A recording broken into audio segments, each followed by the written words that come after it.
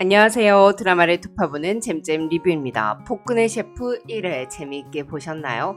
개인적으로 원작 소설을 워낙 재미있게 읽어서 드라마로 제작된다고 했을 때 기대가 컸는데요. 깨발랄한 사랑스러움을 가진 임윤아 배우와 살벌한데 귀여운 푼수 같은 이채민 배우의 찰떡같은 캐스팅과 연기 덕분에 굉장히 재미있더라고요. 이에서 연재영은 자신이 조선으로 타임슬립했다는 사실을 받아들이고 내 앞에 있는 미친놈이 조선 최고의 폭군인 연희군이라는 걸 알게 되는데요. 왕의 묘호는 왕이 죽은 후 그의 생전 업적에 따라 붙여지기에 연희군은 지금 자신이 연희군이라는 사실을 알 리가 없었습니다.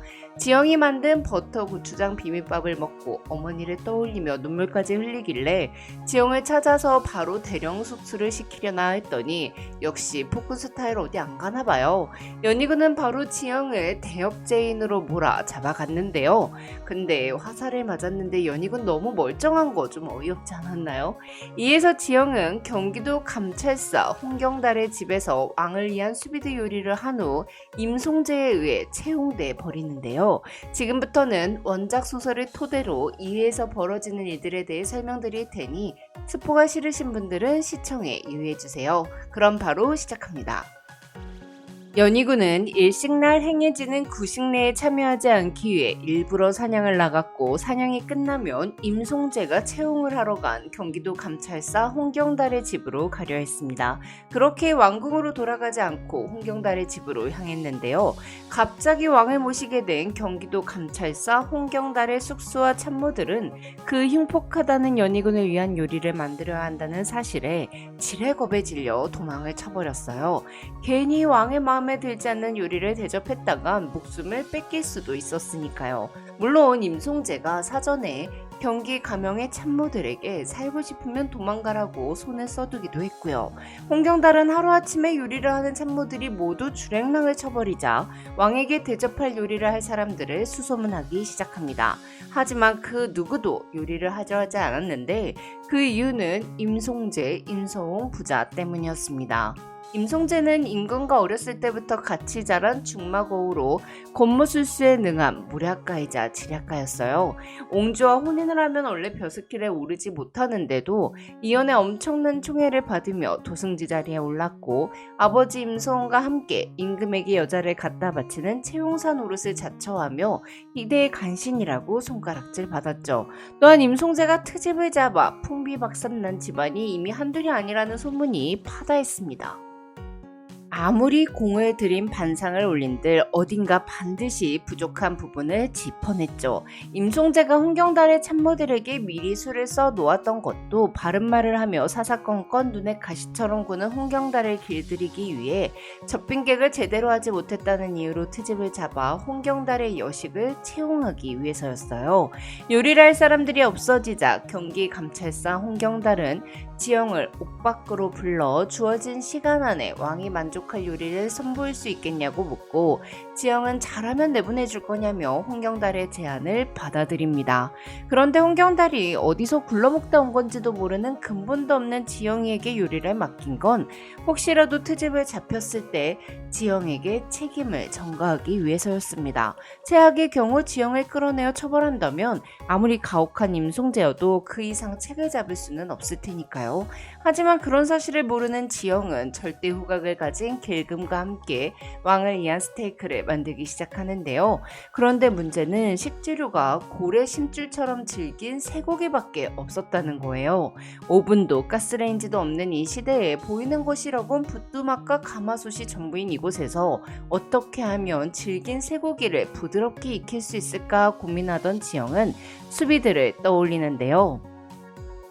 수비드 요리법은 진공 상태에서 저온으로 식재료를 익히는 것으로 식재료를 비닐팩에 넣고 공기를 빼서 밀봉한 뒤 약 55도 정도의 따뜻한 물 속에 넣고 장시간 익히는 방법입니다. 정확히 55도의 물로 수비드 요리를 할 수만 있다면 질긴 숯소고기도 부드럽게 탈바꿈시킬 수 있었죠. 하지만 조선시대에는 가열잔치도 진공 포장을 할 비닐팩도 심지어 온도계조차 없었어요. 그런데 그 순간 지영의 머릿속에 비행기 안에서 본 고서 막록에 적혀있던 한지로 식재료를 감싸는 방법이 떠오릅니다. 소고기를 기름을 바른 한지로 여러 겹으로 감싸면 한지가 재료에 밀착되어 진공 효과가 생기는 동시에 한지로 수분이 흡수되는 것을 기름이 막아주어 종이가 찢어지지 않는 원리였죠.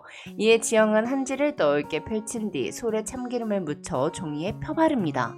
이후 지영은 수비드 요리를 하며 무수히 많이 경험했던 적당히 따뜻하지만 아주 뜨겁지는 않은 55도의 물을 감각으로 기억해내며 수비드 요리를 완성해요. 미지근한 물에서 익은 진갈색의 고깃덩이를 날카로운 칼로 자르자 핑크빛으로 부드럽게 익은 속살이 곱게 드러났습니다. 그 빛깔만으로도 지영은 수비드 요리가 무사히 완성되었다는 것을 직감했고 쇠고기 요리와 장아찌 몇 점, 쌀밥과 시래기 된장국만 간촐하게 차려 상을 올렸어요. 수비드 방식으로 부드럽게 조리한 쇠고기 요리는 이 시대 사람들이 단 한 번도 접해본 적 없는 독특한 식감일 것이기에 찬이 많으면 오히려 음식 맛에 집중하기 어렵다고 판단했거든요. 하지만 임송재는 지영이 올린 소반상을 보고는 왕에게 올리기에는 부적절하다고 트집을 잡습니다. 무릇 음식이란 그 지역의 자연을 고루 활용하여 남기는 것 없이 만들어야 하는 법인데 반상에 올른 음식은 그저 육고기에 불과하니 법도에 맞는 음식이 아니라는 거였죠. 홍경달은 요리를 만든 자를 처벌하겠다며 지영과 길금을 마당에 무릎 꿇렸고 임송재는 지영에게 왕을 능멸한 죄를 엄하게 다스리겠다며 곤장을 치려 하는데요. 이때 지영은 그 반상은 얼핏 보기엔 고기만 있는 것 같으나 실은 이곳에서 나는 온갖 식재료들이 모두 들어가 있다고 항변하며 음식은 먹어보아야 그 맛을 아는 것이니 일단 드셔보시라고 설명은 그 뒤에 하겠다고 소리칩니다. 미식가로 소문난 연희군은 지영의 말에 흥미를 느끼고는 너의 말이 사실이라면 과인이 한번 먹어보겠다고 하는데요. 전국의 산의 진미를 맛본 이연은 쇠고기가 뭐 다 같은 쇠고기겠거니 했습니다. 근데 쇠고기 한 점을 입안에 넣는 순간 이연은 밀려드는 미각의 폭풍에 휩싸여 할 말을 잃어버리죠. 사실 지영이 만든 소스가 완전 핵심이었는데요. 그냥 간장으로 만든 게 아니라 채소를 달여 채즙을 낸 뒤 멸치와 다시마를 넣어 국물을 우린 후 표고버섯을 넣고 간장과 함께 진하게 졸여내 극도의 감칠맛을 끌어냈거든요. 표고버섯, 멀치, 다시마 이 조합은 소위 MSG를 비롯한 현대의 화학 조미료 제조에도 응용되는 방식이기에 순수하게 고기 국물 정도로 감칠맛을 내던 조선시대 사람들로서는 단 한 번도 느껴보지 못한 엄청난 수준의 감칠맛이었던 거예요.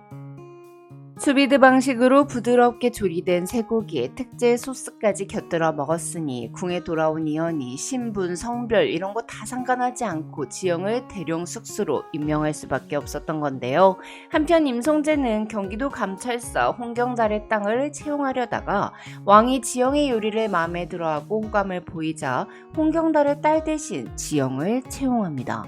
이연의 총애를 강목주에게서 지영에게로 옮겨 강목주를 제거하려는 계획을 세운 건데요.